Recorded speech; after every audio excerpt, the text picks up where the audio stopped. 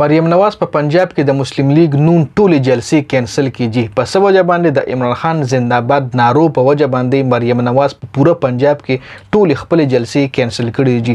تاسو له معلومه وي چې مریم نواز لومبۍ جلسه شادره کې وشوه، نو الته هم هغه خلک ورنغل جلسه کمپلیټلی فلاپ شو، ډېر کم خلک ول ورغلی او بیا په هغه جلسه کې عمران خان زنده‌باد نارې هم وهلې شوې وي. بیا مریم نواز په ټوکر نیازبیک کې جلسه منعقد کا چې په دغه جلسه خو پوره جلسه نو خو پوره یو ولیمه و. تاسو به دغه ویډیوز کتلی، ما په هم یو ویډیو تاسو سره شریک کړی و، یو قسم له ولیمه و. دغه جلسه کې خلک ډیر زیات راغلی، خو چې کم خلک راغلی او صرف خوراک ته راغلی او داسې خلک پکې ډیرو چې له وکړه کیمره مخامخ شو، نو هغه بخپل مخ پټ کوجی شادره بي عزتۍ ختمولو د پاره دغه جلسه مریم نواز ارینج کړی و. خو په دغه جلسه کې هم عمران خان زنده‌باد نارې لګیدلې دي.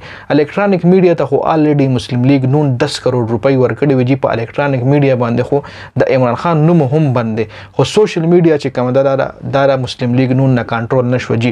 ادي په وجه باندې مریم نواز خپل سوشل میډیا ټیم ته هم ډیره زیاته غوسه شوې ده چې تاسو څنګه مطلب سوشل میډیا ټیم یې چې تاسو یو جلسه په سوشل میډیا نشئ هټ کوله. عمران خان په میډیا باندې څه نه کوي. عمران خان چې کم ټیم دی سوشل میډیا غړي زیات سترونګ دی، او زمونږ چې کم سوشل میډیا ټیم دی دا مریم نواز خپل سوشل میډیا ټیم چې کم دی هغه بي عزت کړی دی چې نه تاسو خلک را وسته سي او نه په میډیا باندې سم کورج ورکول شي جی.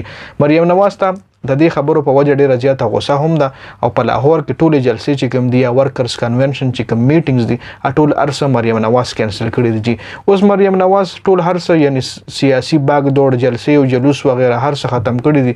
درې غټي خبرې دي چې په دې ویډیو کې تاسو سره ډیسکس کوم چې دا درې غټو خبرو باندې په وجه باندې مریم نواز ټول سیاسي جلسې جلسونه خپل سیاسي دوګ بړ ورکرز کنونشن ټول هرڅه مریم نواز بیخي سسپند کړه سور د سټیم د پاره ټیم د پاره دا غیلا کمپلیټ پته نه لګي. حکم درې خبرې دي. ټول نه پهله خبره خدای را چې جلسې ته خلک ناراضي جی، ماحول هغه رنګ نه جوړیږي. یو هډ جلسه مونږ نه شو کولای، یو غټه وجه خدا وجي مسلم لیگ نون ته ترجیح عوام نه ورکوي اوس جی، بل کم خلک چې دغه جلسې ته زین ځان ورته بد ښکاری.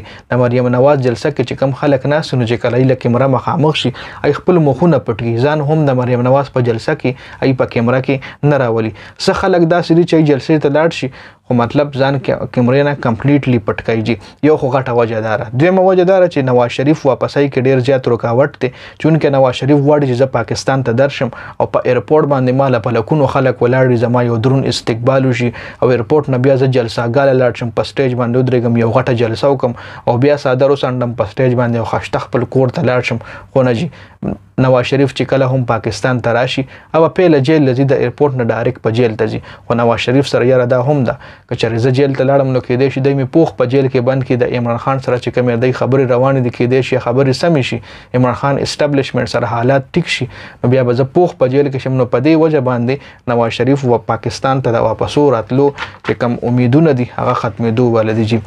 بل نواز شریف بل درېمه چې کومه غټه خبره ده مریم نواز سره دا یاره هم دا که چېرې عمران خان جیل نه راووتو او د عمران خان اسټابلیشمنټ سره میټینګ یا حالات واقعیات ټول هر څه ټیک شو، نو بیا خو زمونږ د ټولو خیر نشته، بیا صرف د نواز شریف نه بیا ورسره زمونږ هم خیر نشته.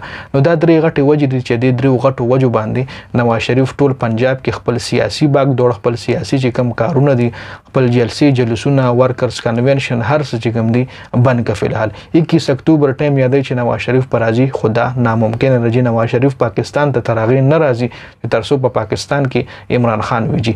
دا اپډیټ شو، ډېره زیاته مننه، والسلام.